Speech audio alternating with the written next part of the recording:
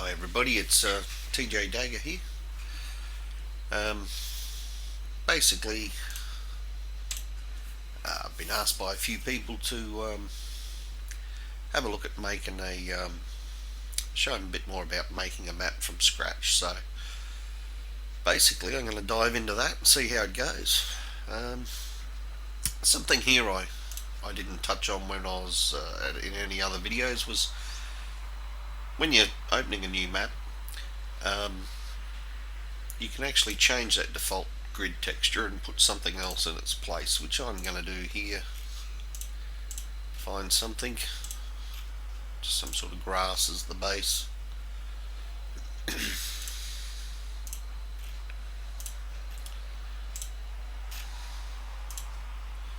Let's see what that looks like.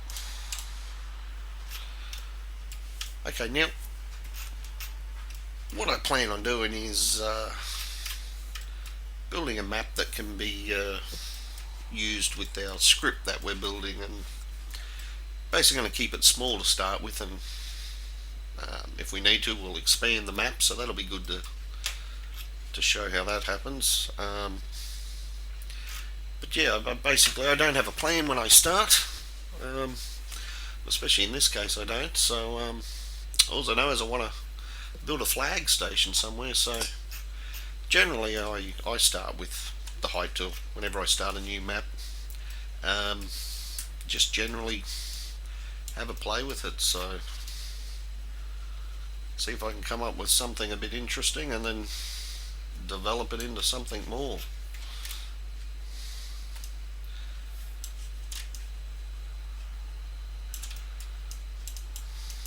So basically all I'm doing is raising ground using the shift tool as well to smooth things out as I go. It's a good idea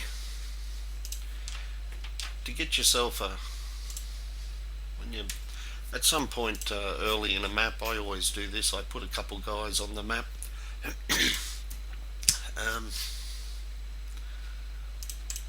and a vehicle as well, at least, just to give yourself an idea of scale.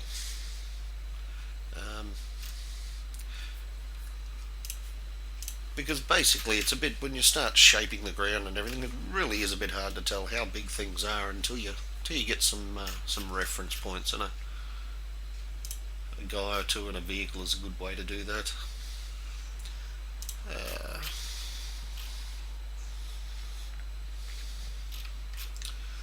What do we want? Something. There we go, something that represents an average vehicle. Gives you a good idea also how to, just by pressing F1 there too, I can start controlling stuff. But it gives you a good perspective having a vehicle down to work out how far apart things should be based on range of weapons. Verstanden. You know, judging distances cover to cover, that sort of thing. So basically we want to have what I'm thinking is putting a flag somewhere in a raised area for our mission, where you're predominantly using infantry and have to assault the position. So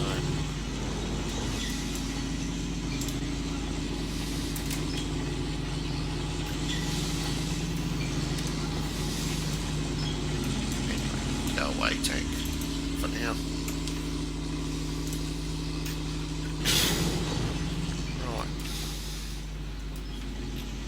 So how high is too high, I wonder? Let's make it a bit of a mountain range.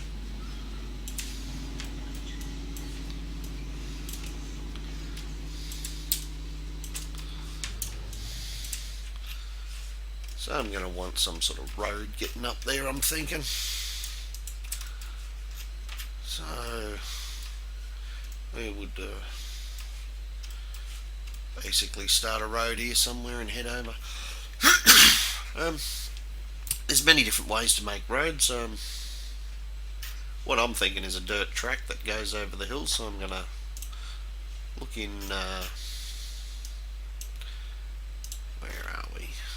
Put some road pieces out here to look at. Stamps under landscape. Stamp. There's some road ones.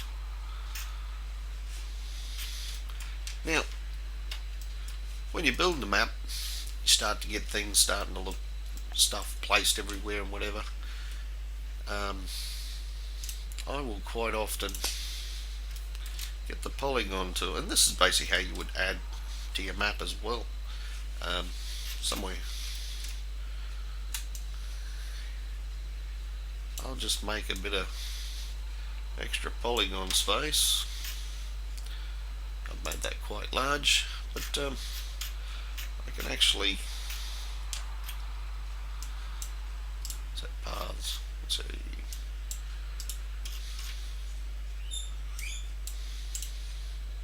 Just start laying down. Look, give yourself heaps of room to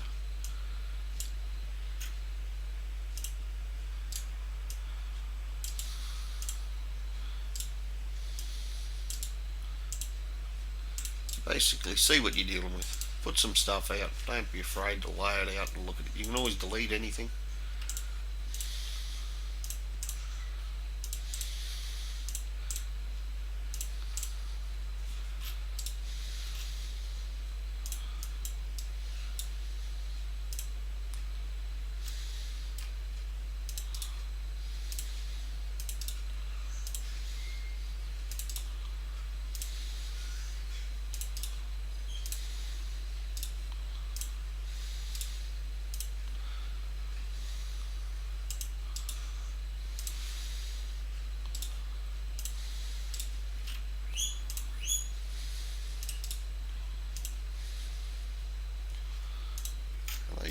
Yeah.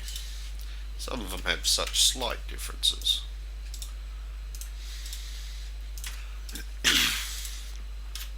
Anyway, there's heaps there to look at.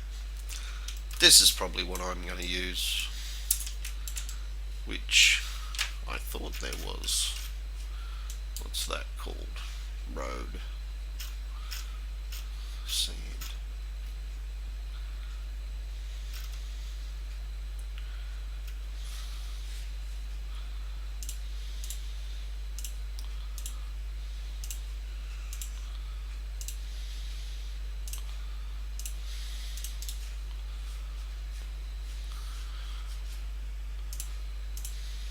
Just trying to make sure I get what I'm looking for.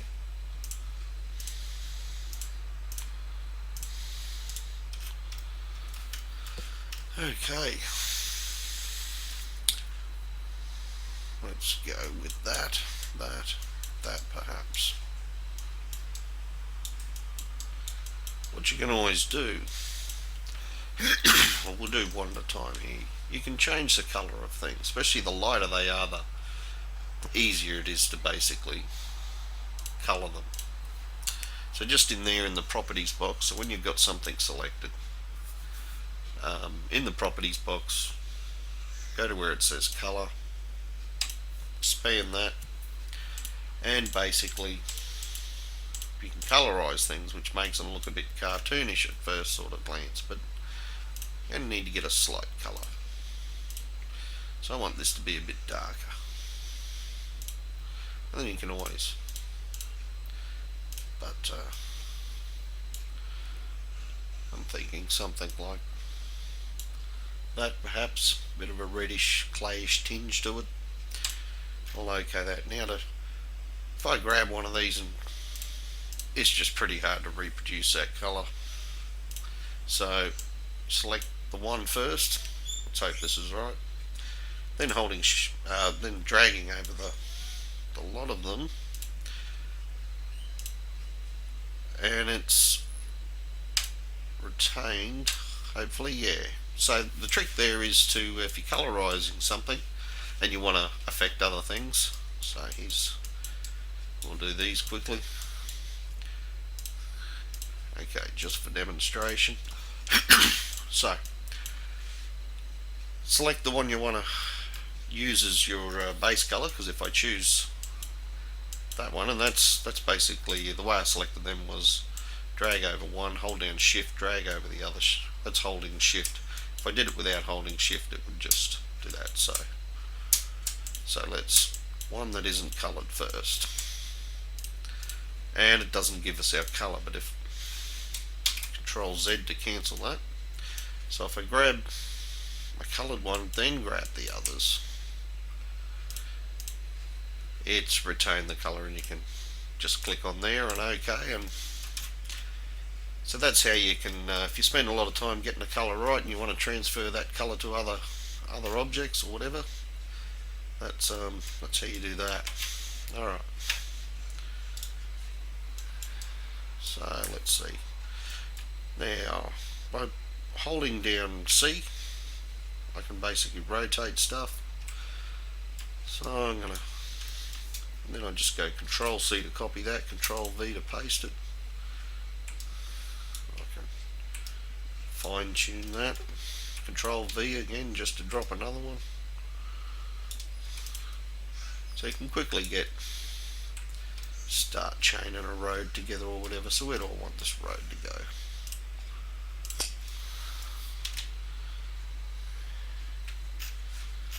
Let's see.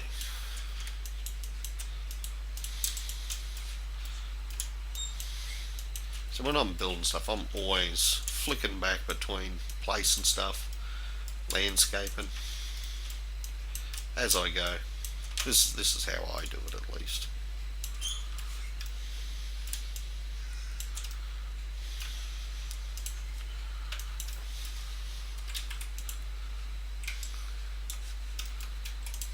I'm sure I had a nice tight corner piece there somewhere.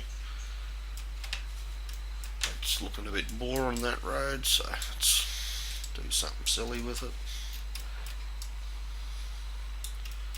Okay.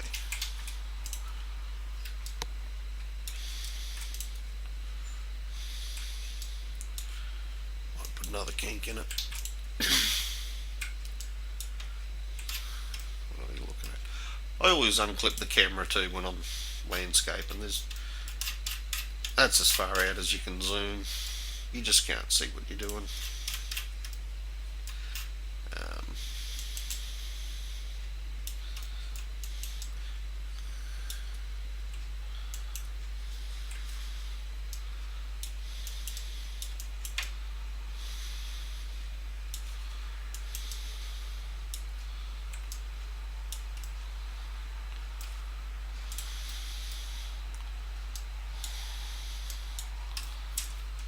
So there, I've just sunk it, then I'm holding shift to flatten it back out. Makes that curve a bit better. You know, move around. With that off, you can really look at your surface.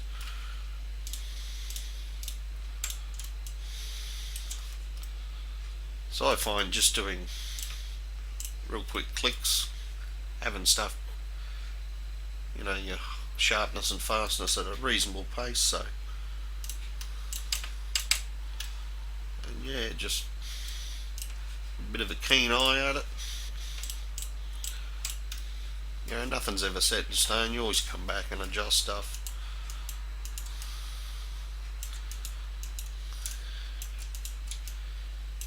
You know, something there might be a good spot to put a little bit of sandbag and a sandbag of rocks and bushes.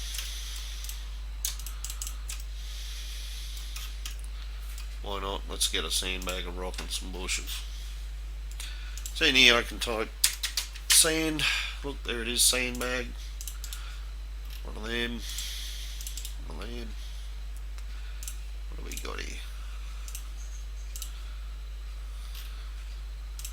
Got the wooden beam ones.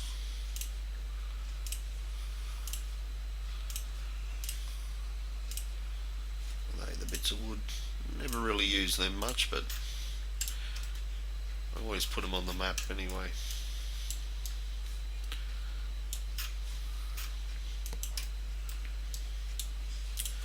I really like these things.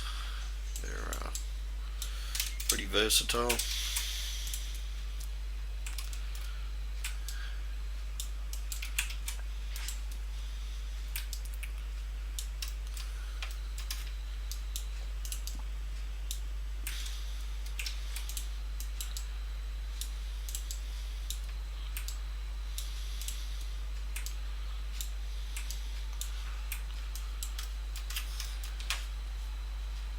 I've got all that selected. I just want to move it there. Just right click with it selected and it'll move it there.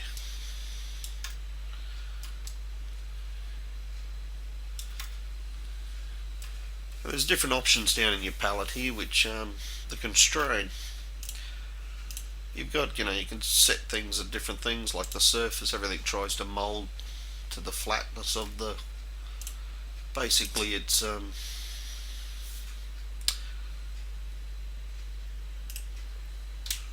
W I'm using here. Basically the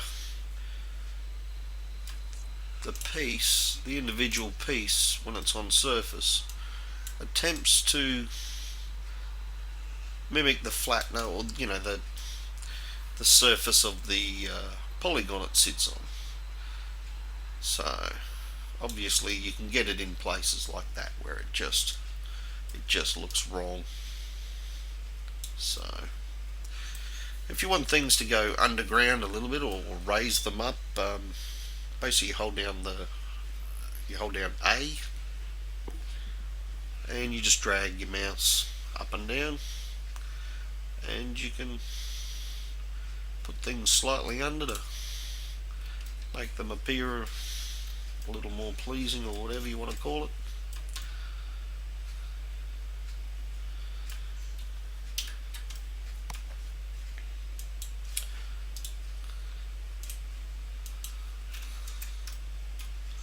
Let's see, under player row, so Verstanden.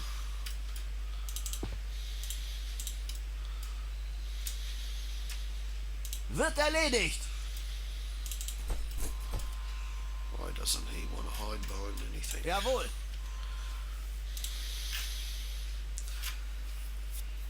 Okay, when you're building a map and you're in F2 mode, if you just press F3 and select the little cover one here, it'll actually show you where the cover positions are predicted to be. And this is around everything you put down on the map, all the different objects. Let's just grab some random stuff and have a look. Whatever that is, floating barrel. Well, that's not going to be much chop to us.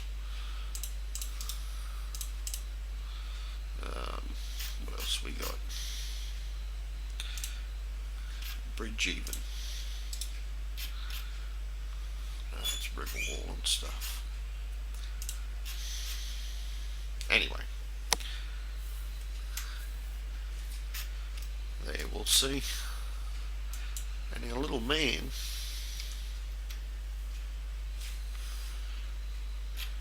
why is he not?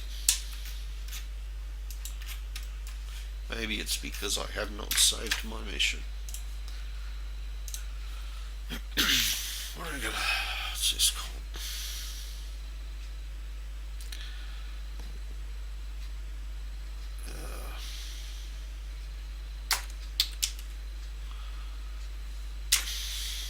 That's what happens when the brain's not working. Okay. There we go. Now we can see them in effect.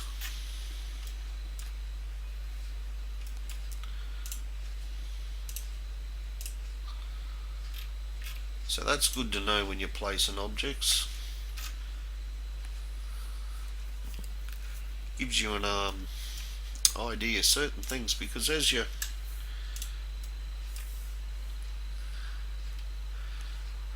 as things move around and go underground and get in different positions and different angles,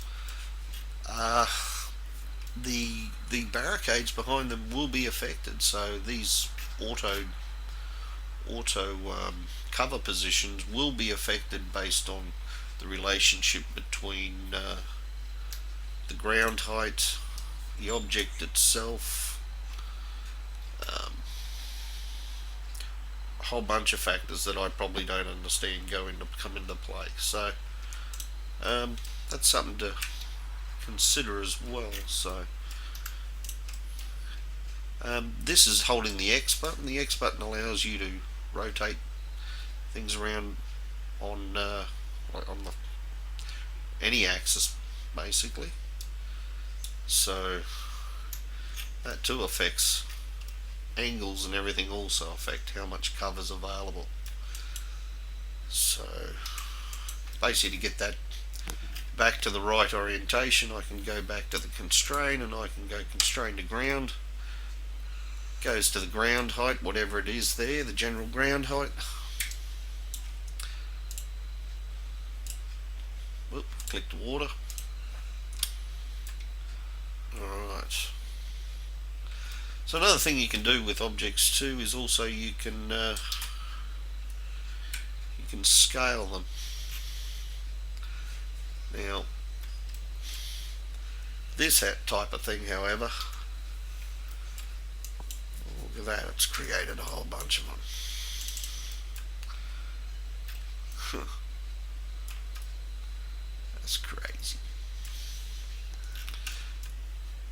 And if you want to get things back to their original scale, down here in the properties, there'll be a value here for scale somewhere.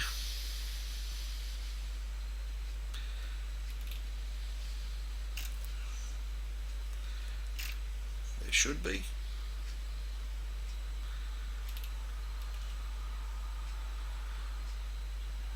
Maybe they're... I'm just blind.